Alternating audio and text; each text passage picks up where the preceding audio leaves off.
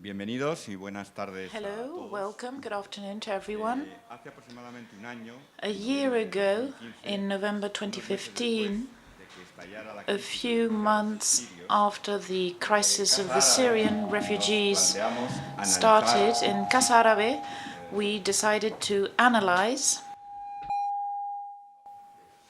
No vamos por el buen camino.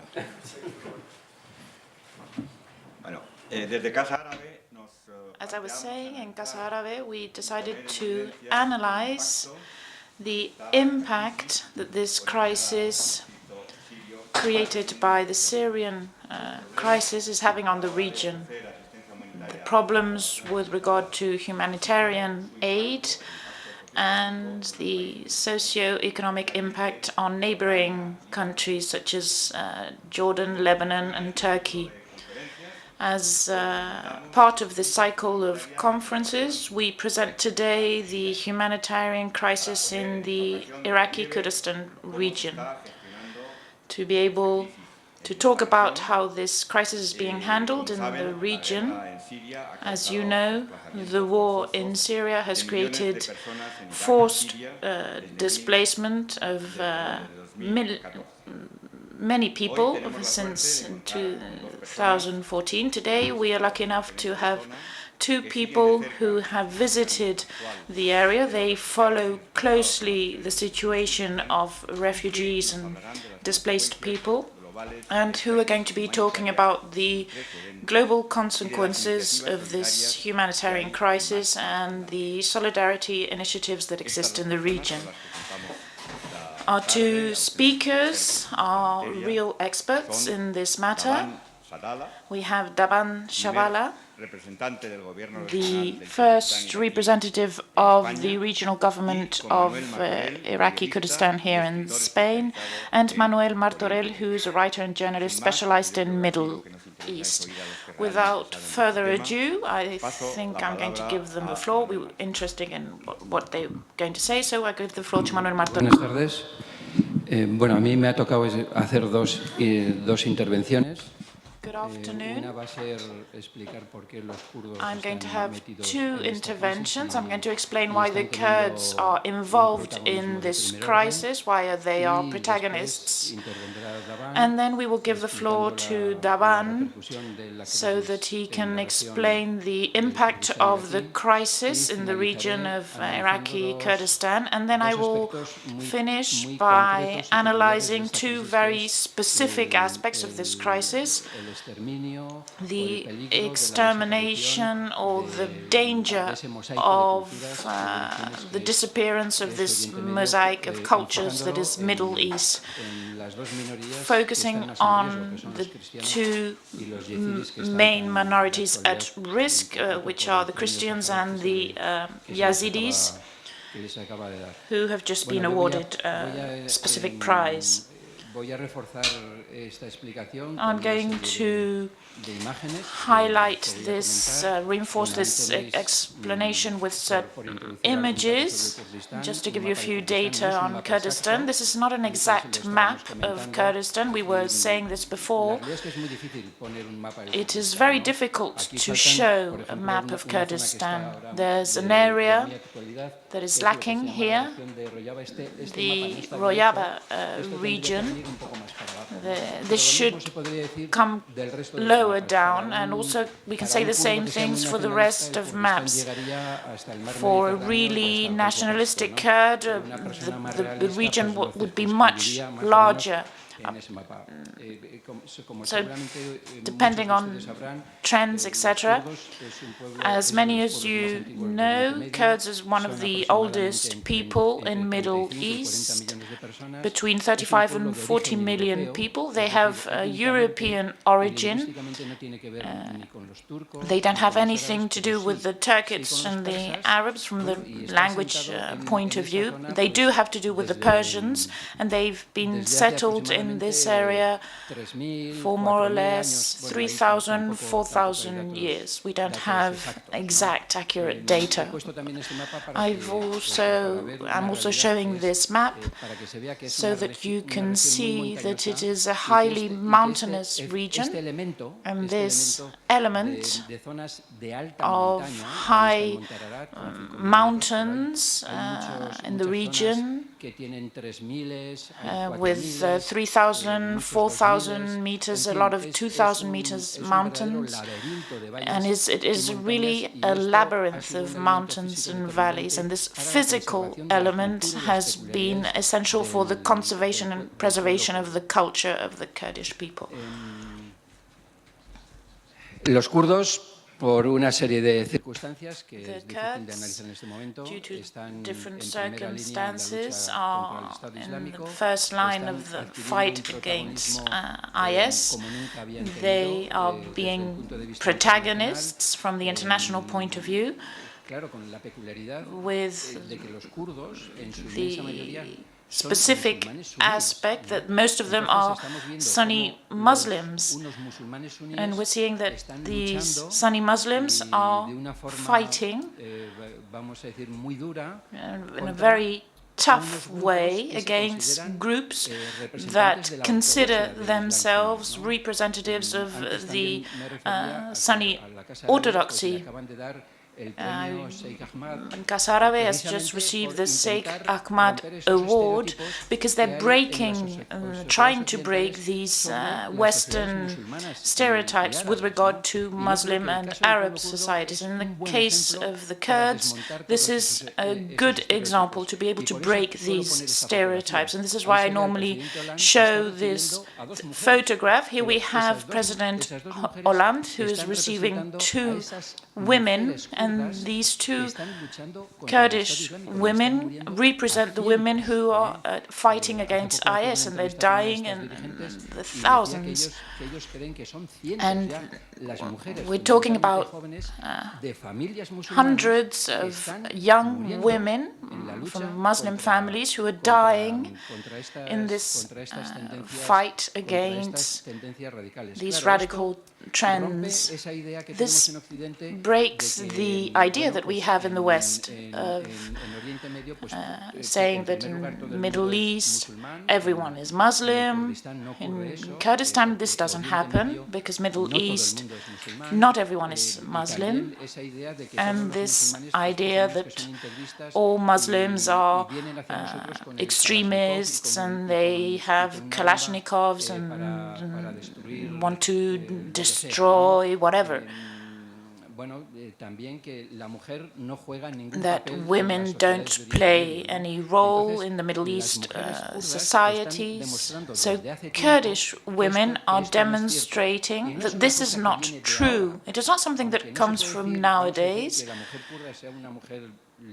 We cannot say that she is Kurdish women are totally free, but we have a lot of elements during history that highlight the main role of the important role of women in society. Just a few examples of this. And during the War of Crimea, there was a woman who was managing armies and went to many battles at the head of these armies, and then other women who such as Princess Hansad, who was at the head of armies in the 17th, 18th century, armies that were composed of many soldiers, or Lady Adela, Princess Adela, who was at the reigning over a city, or Margaret Rose, who was Kurdish from the Assyrian culture. And in the 60s, She directed and supervised Peshmerga armies.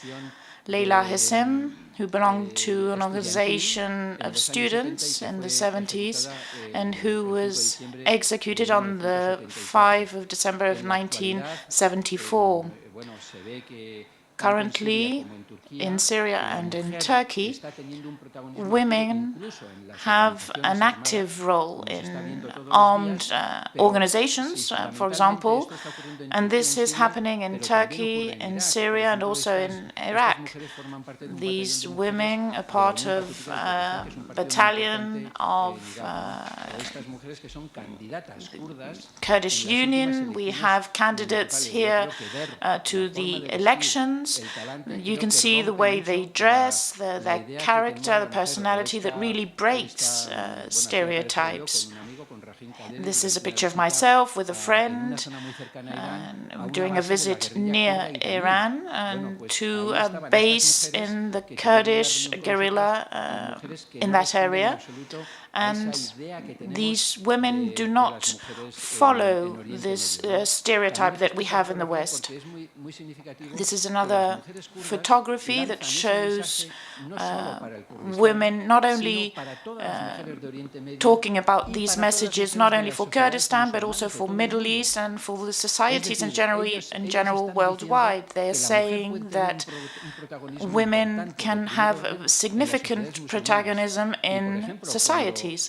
And for example, during the Kobani crisis, with the participation of women against IS in Kabul, in Afghanistan, there was a demonstration, and Afghan women cannot dress as they please. They have to wear the veil, the chador, but there was a sign with a photograph of Kurdish women fighting in Kobani, and there was a message saying, in honoring these fighters, these women fighters, we want to be like you. In an interview with this minister from the regional government of Kurdistan, a very young woman, Sab Abdullah, who was a minister of the victims of genocide, she explained why this happens. She said that in reality, in the Kurdish society, due to the geography of the region, Islam had a very weak presence. And we many times think that Muhammad's armies conquered this area, but this is not how it happened. In some areas, they couldn't even ride a horse. So there were certain valleys, places where you could only access them by foot, and very few people arrived at these Muslim representatives that at the same time promoted the preservation of these cultures. And this woman explained to me that in many areas of Kurdistan there are certain remains of the authentic religion, the real religion.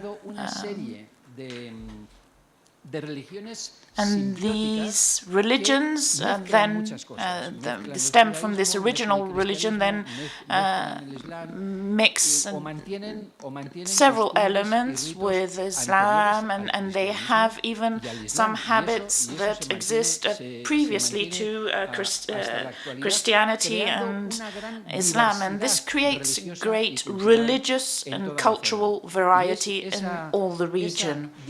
And this cultural and religious variety with whom the Kurdish people are identified, because precisely thanks to the conservation of these elements that are not necessarily fully religious, we have a certain amount of nationalism. And for Kurdish people, they want to defend their culture, their project, the independence, federalism, autonomy. You can give it use several terms and so that a Kurdish person is identified with this culture, with this identity, is more important than religion in itself. And this is one of the specific features of Kurdish people, and that really explains their confrontation, their fight against Islamic State. And their culture is completely incompatible with IS. Islam as the culture that is related to a political system, but Kurdish people decide that national culture is more important, there are more common elements, and for them the main objective is to defend their culture, whether you are Muslim, Jew, Christian, or it is important, religion is of course important, but it is always in a second place. This is the map, the Middle East that is defended by the Kurdish people. And this would be the Middle East defended by jihadist groups to try. I think that many Kurds are fighting against IS because they really consider that these new jihadist trends do not really belong to Middle East, or they haven't played a significant role in Middle East. These are new things. They consider that it is a direct attack against their identity. This is the explanation that allows us to say that Kurdish people, that 80–90% are Muslims, Sunni Muslims, are really right now the main wall that is containing jihadist radicals. Considering that there's no international power who wants to intervene directly in this area, there's a coincidence of values, because Kurds defend a diverse, plural Middle East as it has always existed, and this diversity is right now at stake. And this is in danger of disappearing. With this situation, the Western powers cannot really find an alternative. Another Islamism to confront this Islamism, and this is the reason for which right now Kurds, for the first time in history, are receiving the international support that they are receiving. As this is occurring, I want to finish by saying that this does not come without a cost. Recently, the regional government of Kurdistan published a figure. I don't think it is fully real. In this year and a half of fight against IS, only in Iraqi Kurdistan, 1,600 Peshmergas have died fighting against jihadists. And in this area that I mentioned at the beginning, that I showed at the beginning, the figures are even higher.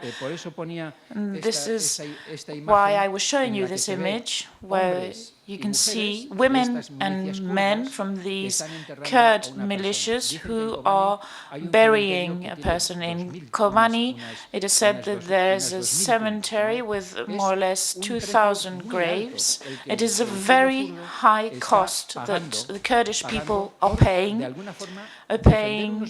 for the defense of values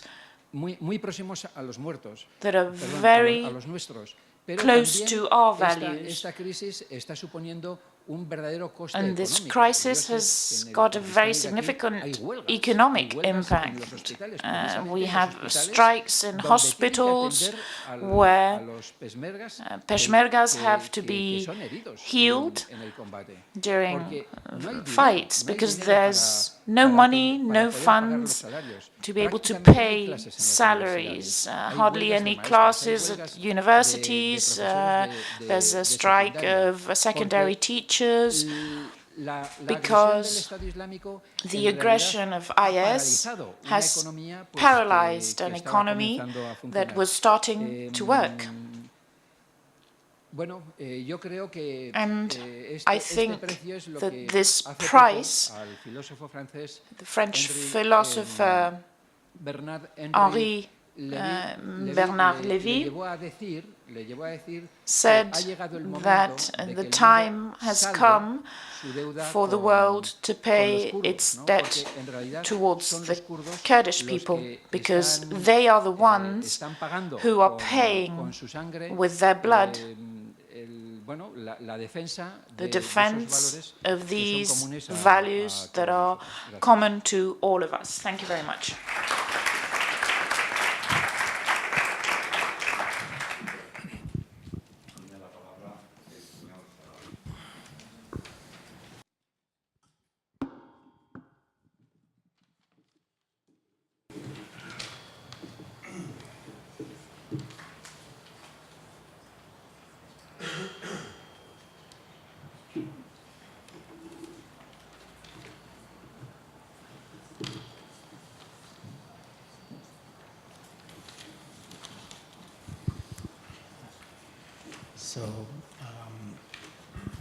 First of all, thanks so much for Casa Arabe to give us a chance to talk about the humanitarian crisis in my region. Today, my presentation would be in English, and I'm trying to do it very short. Thank you for hosting us today, and thank you, Manuel, for your brief explanation about the history and about the Kurds. What we prepared today, I would like also to say how we organized this program or this event today evening. We've been very long time in touch with Casa Arabe. We organized several events here, and lately we realized that there's not many supports and not many NGOs working in Kurdistan, and they are not involved in the refugee issues, just to provide them with more information and provide them with more information about the reality, what's going on there. I will start with the presentation, and later on we will open the door for some questions also. As you can see here, today we will talk about refugee and the humanitarian crisis. Here, a small explanation about my Kurdistan region. After the change in Iraq, when Saddam Hussein has been removed from power, the Kurdistan region still, and it was also, has been also, and still is a piece of island of peace, I would say. And the economy was growing very fast. We had many European and international companies in Kurdistan. They have been working, they have been investing. But suddenly, 2013, once due to the international community ignorance and the civil war in Syria, the ISIS, the terror group, they became a chance, they got a chance to grow and to to be invited also to come to Iraq, because I mean, when we are talking about the political conflict and would consume a lot of time, but this Islamic State has been invited by the sectarian group inside of Iraq, which are Sunnite. Because of being isolated by the Shiite sectarian group who are running the Iraqi government, they saw the hope, the only hope in inviting the Islamic State to Iraq, and in 2003 they attacked our neighbor cities, which is Mosul, Fallujah.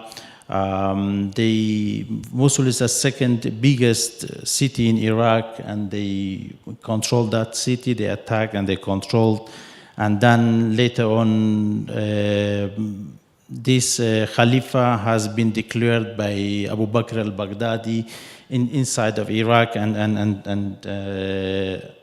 Syria. Here you have also this group. They are alliance with Boko Haram and Taliban, and they have also Al-Qaeda background, because Abu Bakr al-Baghdadi was the one who has been very active and in the Al-Qaeda, been in prison for 2 times in Iraq by the American. But once they released him, they used the network of Al-Qaeda in Iraq and Syria and declared this ISIS, it's the Islamic State for Iraq and Syria. And this terror group, Daesh, now 2016, with the support of the international community, because at the beginning, when they took over the city of Mosul, a big part of Iraq and Syria, we were the only organized forces in the underground who faced to them, who defeat them. But the war at the beginning, it was very, very unbalanced, because of they had a lot of, or still have a lot of modern weapon, and our Peshmergas, our girls and boys, they were fighting with the old Russian weapons. But thanks to international community, in the 2016, we have seen that ISIS is losing a lot of grounds. They are somehow our forces or Iraqi government or Iraqi military, we are retaking some cities, but still the war is not over, because when we are talking about kicking ISIS out of Iraq, the Mosul is the biggest city they are still controlling.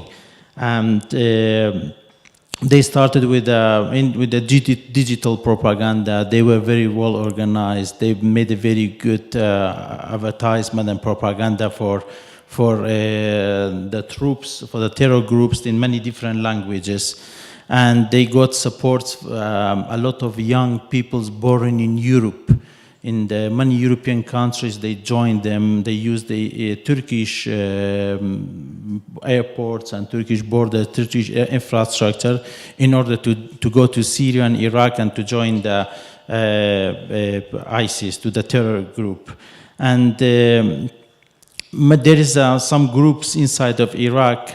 I mean, there's a map. Before, the black colors, they are the regions and areas they are controlling. And before, it was triples or 4 times more that they control. This one's the latest one from December. And we see that they are only existing in some very rare and very small areas. And thanks to international community, that they are losing grounds, and we are very close. Hopefully by the beginning of next year, we'll be able to kick them out. But then we will see what comes next, because our region, all the Middle East, it's a very hot spot. We always get, we always face to different groups under different names. Because of our history. First of all, because this region has been divided 100 years ago in a Sykes-Picot agreement, and they just wrote many different fake borders. And after the Sykes-Picot agreement, the international community, Western countries, they keep dictator in this area on power. They supported them, And it was always very easy to support a dictator, to keep a dictator in power, because it's easier to make a deal, to make a negotiation or business with them. And we as a KRG, when we are talking about the KRG, I mean, I mentioned before, our Peshmergas, it's only military forces in the underground. Now they are facing ISIS, or they are defeating ISIS. At the moment, we are also cooperating with Iraq. Even the last few years, the communication, working together didn't work out so good. But in this period, we are closer to an agreement with the central government, which is, rolled by a sectarian group. As I mentioned before, they are Shiite. That they're working together to defeat ISIS is working much better than before. In our military forces, Peshmergas, we are also including or having a lot of women fighters. They are fighting in the underground, which is, as Manuel said, which is very unique in the whole the Middle East and the area. We are, since the beginning of the crisis, we are receiving daily a lot of refugees coming to the Kurdistan region. Most of them, they are belonging to different ethnic groups and different religions, like Christian, like the Yazidis, like the Arabs, which are also Sunnis and Shiites. They are a victim of this crisis. They come to the Kurdistan region, and they slow our economy. Due to that big number of the refugees, we are facing to a very big social problems, social crisis, economical crisis, humanitarian crisis, and so on. And beside all of that, our revenue, our economy, based on the oil and gas revenue, and the prices of oil and gas in the last 2.5 years dramatically went down. And at the moment, as Manuel also mentioned, we are not in the position, because of the high cost of the administration of the Kurdistan region, we are not able to pay salaries, because we have to pay also we have a very big gap and deficit on the cost on the refugee camps in Kurdistan, in the Kurdistan region. There is since the war started 2013, we are receiving, at the first year, we were receiving every month more than 200, 250, 180,000 refugees monthly. And the most of the refugees first they were from Syrian civil war. Most of them, they flowed to Turkey, to Jordan, to the Kurdistan region and Lebanon. But we were not so affected by the civil war in Syria. We received mostly around 216,000 refugees from Syria. But later on, when the ISIS controlled the second biggest city in Iraq, Mosul, then we were affected by the big number of the refugees. I mean, at the moment, the number of the refugees in the Kurdistan region, they are making like 40% of the population of the Kurdistan region.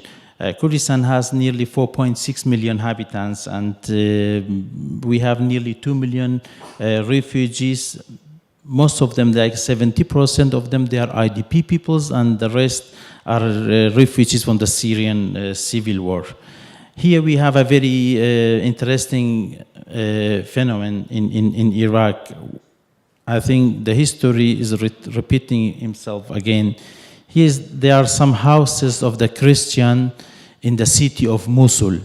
And during the Nazi time in Germany, the Jewish people, they had to leave their house when they got a sign like that. And we are facing, after nearly 70 years, the same phenomenon. For example, in the city of Mosul. The city of Mosul is very diverse. We have Assyrian, we have Sumerian there, we have Kildanian, we have Armenian, we have Christian, we have Sunni, we have a small number of population Shiite, and we have Kurds living in that city. The photo we are seeing here, that's a face and with a smile. That means this house is free to be taken, or to the people inside to be kicked out. The Christian, when they got this sign of their, for example, of the wall of the door of the house, they had to leave the house or will be killed. That's why we have today nearly more than 41,000 Christian families living in the Kurdistan region. Here we have, we were talking also about the Yazidis. That's one of the most oldest religion in the world. In that day when ISIS controlled Sinjar is their city, that's a hometown of the Yazidis in the Iraq. I mean, the Yazidis who could survive or who could they flee to the mountain of Sinjar, which is close to the city, who remain in the city, in the villages around Sinjar. Most of the young boys and men, they've been killed. Most of the old women and men, they've been killed. And then they just used the young girls and boys as a sex slavery. They took with them, we are still missing more than 3,500 women. They are in the hand of ISIS, and they use them as a sex slavery. We see here that's a number of the Yazidis refugees. They fled from the city of Shangal, and they are in the mountain of Shangal. And yesterday, 2 survivors who were in the hand of ISIS, who have been raped for more than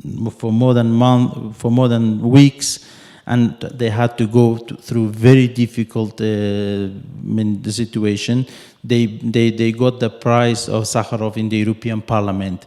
These 2 girls, Nadia Murad and Labia. Here we have, in Kurdistan region, we have around 28 different camps for the refugees. Here's a photo of 2 boys, Arab boys. Their village been destroyed, or their city been destroyed, and the family flee to Kurdistan region, and that's the refugee camp in the Kurdistan region. Here we have also the Syrian refugees, also in the Kurdistan, and they live in the camp under very bad family life conditions. Kurdistan is a very cold country. In the winter, sometimes we are arriving up to 15 degrees minus. Summertime is a very hot. We are arriving to up to sometimes 40 degrees plus. That's why the conditions of the life condition of the refugees is really very hard, and there is no hope, and there is no light at the end of the tunnel when the refugees could go home. Here we have another camp, also in the Kurdistan region. I was commenting about the 22 camps, but there is one of the two new camps which already been finished, and the international community they're supposed to support us more than we are receiving now, because the number of the refugees are still increasing, and since the offensive of Mosul started, we are receiving something like 80 to 82,000 more refugees, including the one we have. That's a map. It's about the IDPs and about the refugees of Syria, Syrian refugees. I don't know if you can see it very well. Where are the camps? Where are the IDP peoples? I think the IDP, the green points, they are the IDP peoples. They are Arabs coming from the other parts of Iraq where the ISIS is controlling. And the blue one, they are the camps from the Syrian refugees. Here we have a map also about the displaced peoples. And the area where ISIS is controlling, they are not only coming to Kurdistan, they are going also to the other parts of Iraq. And you see by numbers, and where we have for example, the points which are bigger, there's more number of the refugees. We are affected, for example, in this case, in Duhok area, in the Kurdistan region. Here we also have the families and the shelter categories. Here we have a photo of the kids and the family in the Kurdistan camps, and that's the displaced people. The Kurdistan region is every day spending nearly $3 million only on the refugee support, and that's only just to provide them with a basic life. That's only for clean water and food. And we have also international NGOs there. UNHCR is there, Red Cross is there. We have local NGOs, the Kurdistan Save the Children, Barzani Charity Foundation, and also we have a local people who are the voluntary who are supporting too. And we have also to add that Spain and some Spanish government and some Spanish small NGOs in the past, the numbers and the data we have, they supported Kurdistan, not the Kurdistan region directly, but the refugees inside of the Kurdistan region. We have a Spanish Agency for International Cooperation. In 2014, they supported us with 500,000 euros. In 2015, it was 0.8, but it's 800,000 euros, both through international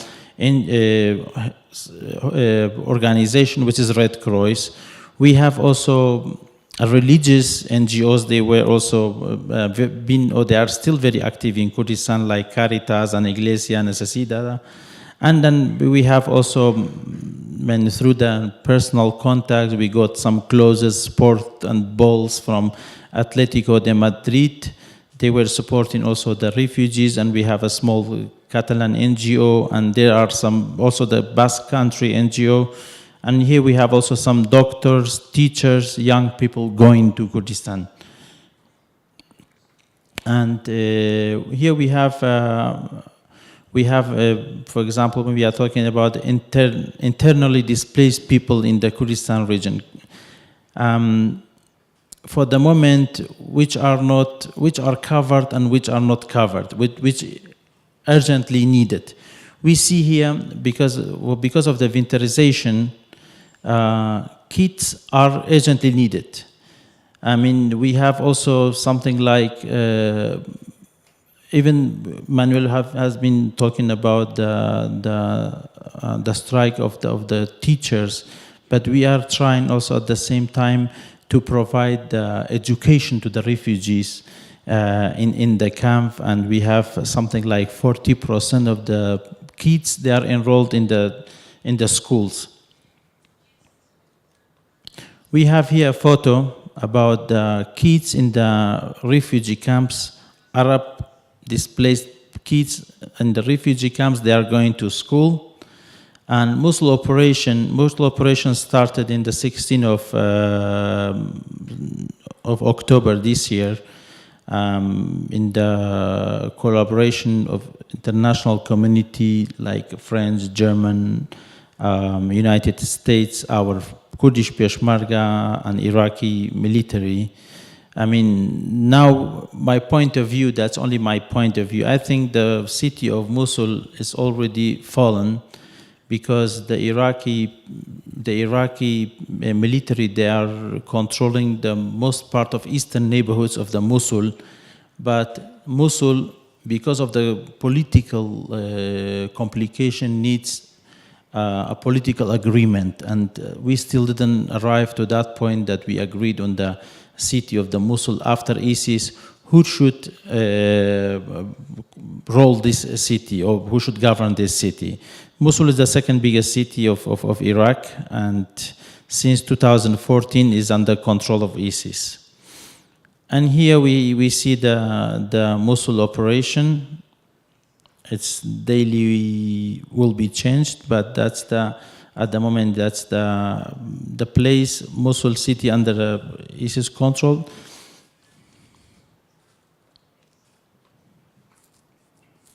I mean, here we see after the Mosul operation, we see that the refugees, as I mentioned, we are receiving like 90,000 since the day when the operation or the offensive started. We received more than 90,000 refugees, which is not so bad because Mosul has 2 million inhabitants. We were expecting more than 1 million refugees. But until now, the offensive is going well, and the Iraqi army and the Kurdish Peshmerga are advancing in a very good way, but the number of the refugees, they are still very small. Okay, we have here, as I mean, the number of the families, impact of the Mosul operation. We receive daily 200 families. The civilian casualties from mines and bombings, and later on, I mean, the damage and loss of the housing, urban infrastructure, displaced people flee without personal belongings, documentations. That's also a very big problem, having the refugees without documentation, because we believe in that area where ISIS is controlling, the most of the refugees and families who are fleeing to Kurdistan, coming without documentation, we believe they are belonging to the ISIS or militant fighter of ISIS. Once they come to the borders, we can't identify them because they have no ID with them, and that's causing us a big problem because we are hosting, in this case, a family of the ISIS fighters, and we are forced to accept them due to the human rights regulations. And here we have people. Okay, that's the most important things. I think we need some more support for our camps. We prepared only for the Mosul offensive, for the new arrival of the refugees or IDPs. We have something like 8 or 9 more new camps. Even myself, I just came recently from Kurdistan 2 days ago. I saw 3 or 4 camps. I visited them with the European delegation, some member of European Parliament. What we need, because we have a very big gap of money and support of the international community, and the money which is coming little by little from Baghdad, and we are ourselves in Kurdistan region, our administration are in a deep crisis. Here we see what we need for that camps, for the winterization plans. We see here, for example, the hygiene and wash, medicines, winter clothes, blankets. Here we see a house in the area, for example, where the displaced people, I mean, left their houses, and now even some places they are recupered by the Iraqi or retaken by the Iraqi military or by our Peshmergas, but we see how the houses are looking like in the case when they want to go back, and there is not plan for reconstruction or rebuilding their cities or homes or villages. Here we see the number, which would be very interesting for the NGOs, data KRG estimation of the funds needed. We see here the sectors on the left side, and applied and founded, and the gap. For example, when we see here the education, 82,720 is applied. 19,975, that's all in dollar, been founded, including our support as a Kurdistan regional government. The gap is more than $60,000. And food security, we see here that the applied is 238,000, nearly 240,000, and 110,000, 109,000 something been founded, and the gap is 129. I mean, health is the same, wash is the same, protection is the same. This winter already started, and the refugees are really living in a very bad conditions. Here we have a just overview. Joint Crisis Coordination Center. That's our Ministry of Planning and the United Nations in the Kurdistan region.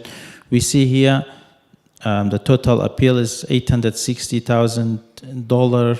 Founded is 591, and the gap is $269,000. We see here also the challenges. Okay, the limited funds and security and accessibility, lack of information and about the military operation, limited technical management of the high number of the people. We have not exactly data on number of the refugees, because we have registered refugees in the camps, but at the same time we have displaced people, refugees. They are living in the cities, who are not registered in our database. Here, room for help from Spanish NGOs. Because in the last 2 years we recognized that the Spanish NGOs, I don't know if it's due to the regulation of the Spanish government or lack of the information, or there is not a traditional for the Spanish NGOs to be active in that area. We know that mostly of them, when we talk to some of them, they are very active in the Sahara or in South America. Here we just pointed some points where the Spanish NGOs could help. For example, by the women, they can train. For me, as I saw and still have information from the families, they are suffering. I think physiological assistance is very important, because we have a lot of single mothers with kids. We have a lot of single fathers with the kids, especially among the Yazidis, because they've been suffering a lot. For the children, it's education very important. The school activities, also psychological assistance. And by the Yazidis, as we mentioned before, because they suffered much more than the other ethnic groups by that crisis. We have a lot of families. They are missing a big part of the family members. The man is in the camps with the kids without the mother. We have mother in the camps without the boys and the girls. We have both there without kids. We have kids there without parents. Medical treatment is always required due to the cold weather in the Kurdistan region, and to the non-clean water, due to the non-clean waters. And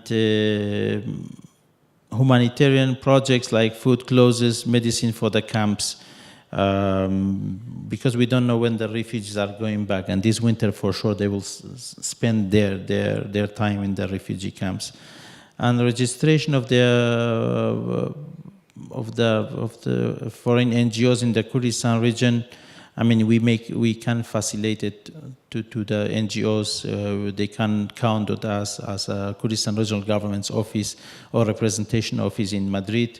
We will do all our best to support and to make it easy to register your NGOs in Kurdistan region. And at the end, there's only what we wanted to compare Madrid as a region and Kurdistan as a region, because Comunidad de Madrid has 6.6 million inhabitants, and Kurdistan region it's approximately 5 million, but it's 4.6 million people. And we just have this map, we created this map with the support of Manuel, that people in Spain or in Madrid can see or can compare how Madrid looked like when they received 2 million refugees within 14 months, within 1 year and 2 months, and how the camps would be, and how the city or the Comunidad Madrid would be affected economically, socially, culturally, and humanitarian. We see here the camps would look like that. Madrid would have 52 camps, 50,000 refugees per one camp. We can see how the city of Madrid would be affected by a big number of the refugees we have today in the Kurdistan region. Thank you so much for your time.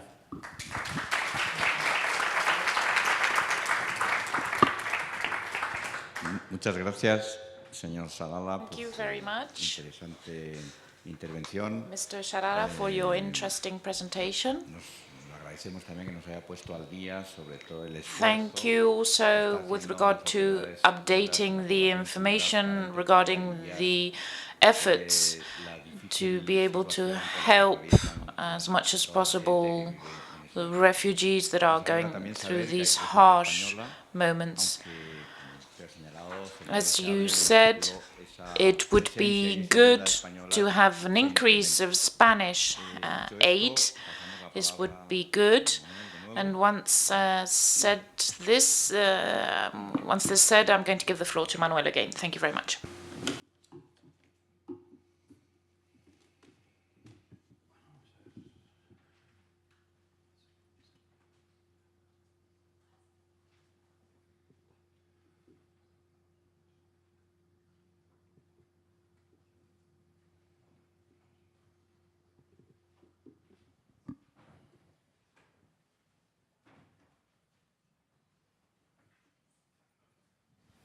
Bueno, yo voy a insistir un poco más en los primeros conceptos sobre. I'm going to insist a bit more on the consequences from the cultural point of view, and with regard to the conception of a varied Middle East as a mosaic of cultures and regions. I'm going to show this map again, but I'm going to get closer to it. If you can see it properly, the area that you're going to be seeing closer up in zoom is the area of Kurdistan here. It is a very simplified map, of course. It includes, this one has some more details that shows the diversity, and this is not a complete map either, because the fuchsia mauve areas are areas with a concentration of Christian population, but the photograph that I showed with women from the Iraqi Kurdistan is here. There's some villages that are also Christian. There's also a pilgrimage center with a church from the 8th century. And in the border between Turkey and Iraq, there's other Christian villages too. So Christians are distributed in many areas, and precisely due to this, because they don't really form big demographic groups, they are the victims of radical Islamist groups, because they don't have the capacity to defend themselves, as, for example, the Muslim Kurds have that are present in this area here, in this mauve area here, Movia, that are more in a higher cohesion. And we can see a lot of religions, pre-Christian, pre-Islam, the Kakais, the Yazidis. Kakais is a very old religion in this area here and here. We have Shiite Kurds with different trends, and one of my best friends who lives in Pamplona as myself is a Faili Kurd, and these Kurds live in this area here, so they are Shiite, but they belong to a different current, and the Sabas also in this area and in other areas. Specifically, the Yazidis that I'm going to refer to now in more detail are concentrated in the area of Sinjab. There was a population, now there's practically no one, more or less 500,000 people here, and they are also present in this area here. Yazidis are not only in Iraq, they are also in this area of Syria, in Turkey, in Armenia, Iran, and even in Georgia. Total, maybe 1 million people worldwide. And if the Kakais who are not Muslims, we have significant populations in Iran, maybe 2 million people in total. But if you add million by million from different trends, currents, and also we have the differences inside the different trends of Sunni Islam and the Iraqi Kurdistan. There's influence of the Qaderi and Nazdavi. The Qaderi are between Iraq and Iran, and Nazbandiya, who are in several places. The Barsani family, who are the historic leaders of Iraq, and they are related to this trend, this current. I wanted to focus on these two currents and these two groups, the Yazidis and the Christians, because they are the oldest religions. Christianity extended itself after its creation in Palestine, and it was extended through Middle East. And I remember that in 1993, 1994, they had just discovered here, between Suleiman and Kirkuk, here there's a road, and here in the center there's a mountain chain, and the Vasian passage. And here in a hill, they discovered a monastery from the 4th century. And in these areas, we have monasteries, churches that belong to the early Christianity. During the Middle Ages, a lot of the population of Iraq was Christian, and there were big centers of that promoted the expansion of Christianity in these countries. And Yazidis, even if it's religion that ends, that is formed in the end of Middle Ages, it has a Zoroastrianism origin. It is one of the oldest religions in Middle East that is on the verge of disappearing.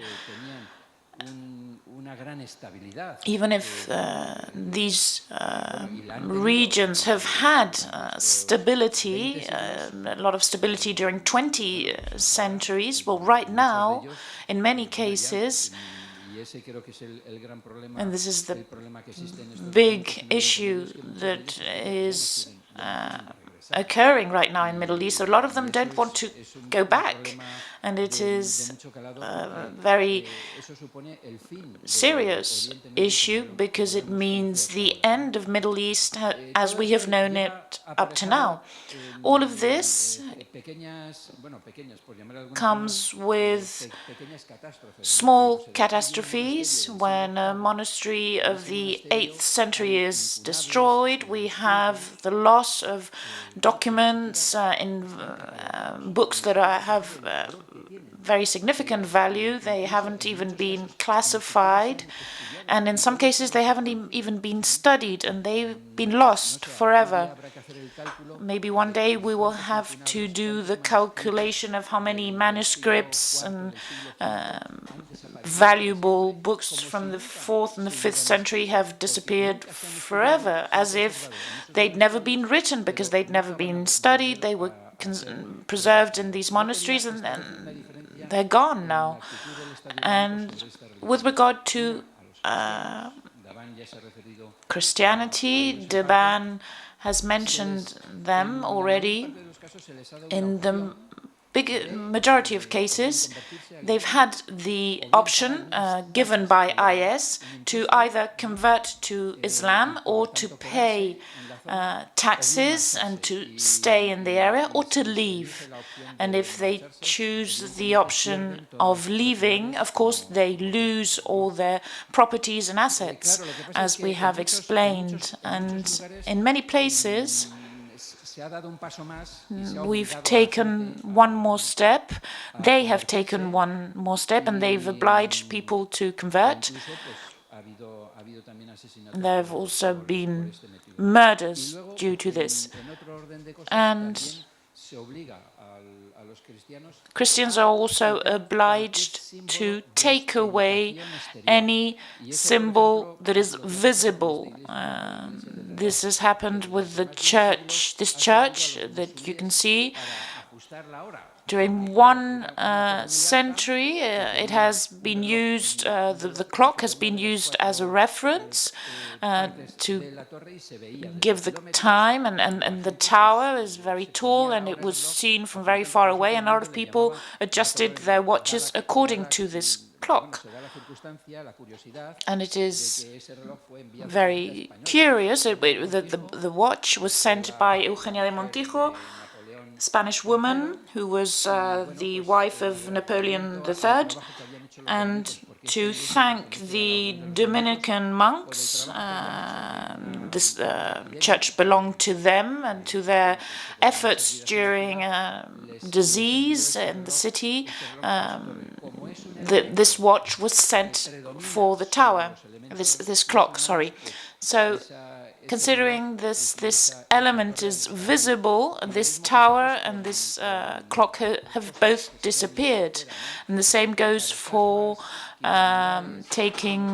removing statues, paintings, or even crosses and the bells. This is a church from Sedecanille, Ras Alain in Arabic, in the north of Syria. The city was reconquered by the units of popular defense, and the people from IPG took the bells, put them on the towers, and they made them they played them so that as a symbol. And in a city that has been reconquered recently, in Basica, they took the church that the radical Islamists had taken away and protected by Peshmerga. They put it back in their place, in its original place. For them, for these families, it is very important to preserve this plural and diverse conception of Middle East. Yazidis haven't had this opportunity. I visited several times the main sanctuary that Yazidis have in Iraq, and they don't have a specific relationship with Islam. They have accepted some things from Islam and from Christianity, but they have created this symbiotic religion that really preserves the same principles as the religion of Zarathustra 1,000 years before Jesus Christ. The Zoroasters. This is a picture taken in 1993, 1994.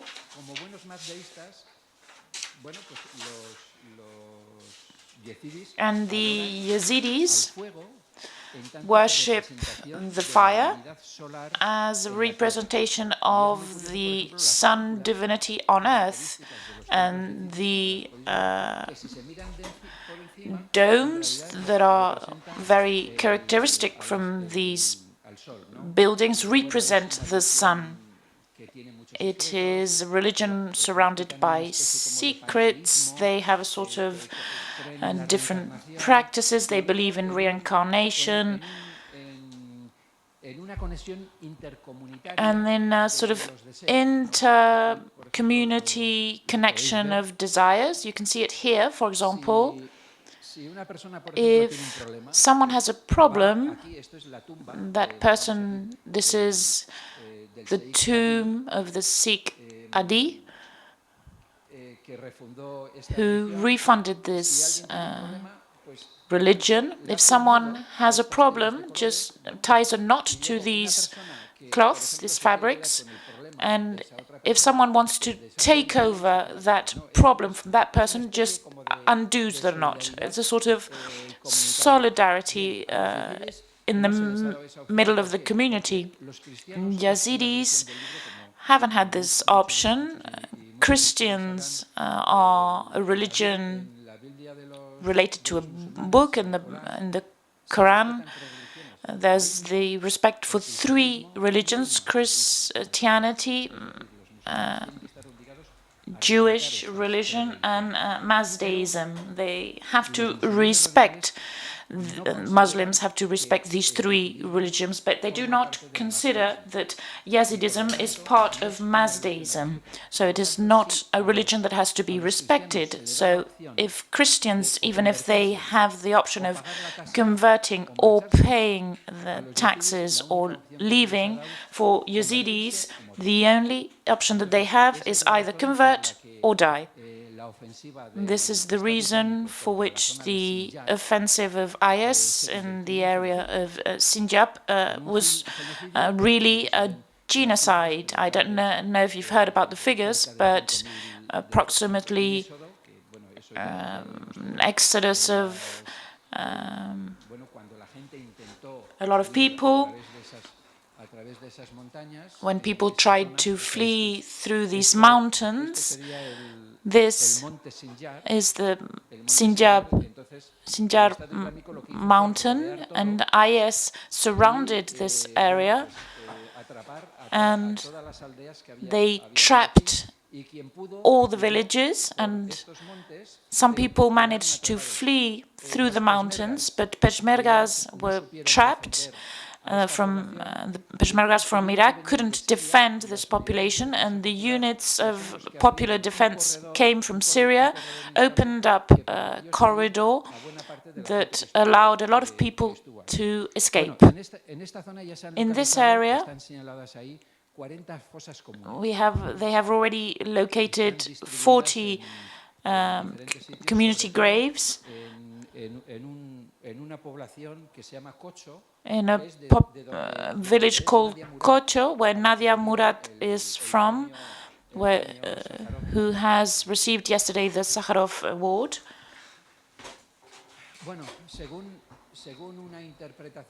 According to an interpretation of the Quran,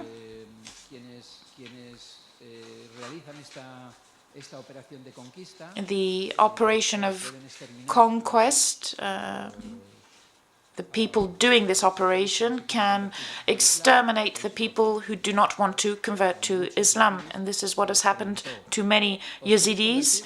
They were asked, do you want to convert? But they didn't tell them all the information. They didn't tell them that they were going to die if they didn't convert. But as the Quran says in a passage of Middle Ages, women can be taken as spoils of war, and it is calculated that more or less 4,000 Yazidi women have been turned into sexual slaves who are being sold in different markets according to the prices, certain prices established according to their physical appearance, following orders of IS. So the higher prices belong to the girls, 9, 10, 11 years old, and the lower prices correspond to women that are 40, 50 years old. The older women were also assassinated together with the men. We have very few images of what really happened, but there's a recording. These two images belong to this recording, and we can see two groups of Yazidi women in the moment in which they're being distributed by the soldiers to be sexually abused. In the case of a lot of women, for example, Nadia Murad has been sold up to 12 times, and all the owners of these slaves have treated her with the same brutality. And on one occasion, when she managed to escape, she was raped collectively by the guards of the house. And even, I don't know if this photography is real or not, but according to the Shiite militias who took this picture, this image was in the mobile phone of a member of IS. And in this video, we can see how a lot of people from with Saudi nationality are participating in this auction of this woman. We have also orders, specific orders that establish the price of women according to their age. The government of Kurdistan and wealthy people have paid traffickers that have bought women and have then decided to give them back to their families. I think we're talking about 2,000 women that have been recovered or that have fled or have been managed to escape. And as these two women who have been found in cities such as Fallujah, the cities that are being conquered by the Iraqi troops. Nadia Murad, normally these women, due to shame, a lot of these women are pregnant, and for certain areas in the Kurdistan, there's been a debate that has been open on abortion. The difference between Nadia Murad and the rest of the Yazidis women who have survived is that despite her youth, this woman has been brave enough to tell what happened to her, and she has turned herself into a symbol and received the Sakharov Prize, and she has been candidate to the Nobel Peace Prize and has also received another humanitarian prize within the European Union.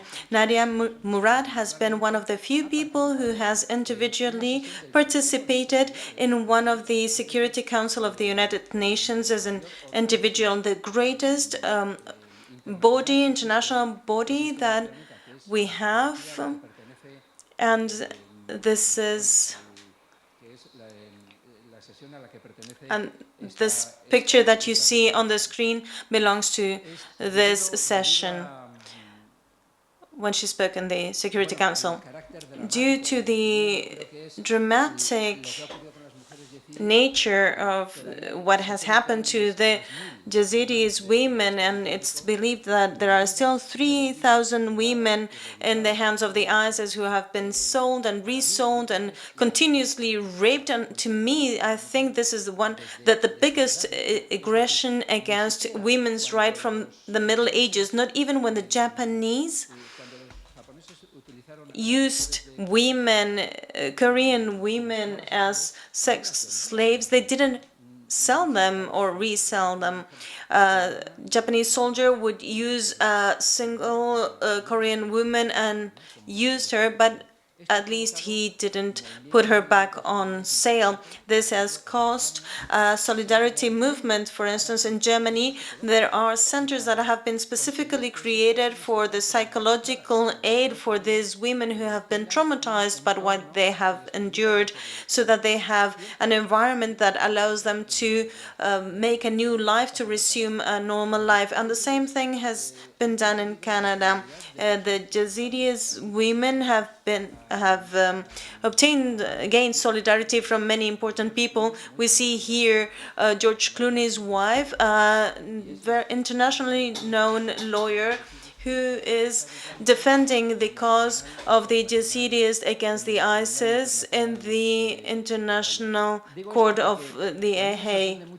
I am very surprised that in Spain there has been basically no solidarity movement or denounce movement that has been effective, not from a feminist organization level or institutions related to the equality of women belonging to autonomous regions, governments, or state government, or any other movement from progressive organizations. But as I was saying at the beginning, the main danger of this situation is that all these communities do not want to go back because they do not have any trust in what may happen. They fear that if they go back, the same thing might happen to them again. And this means that we are facing the disappearance of the Middle East as the cradle of the main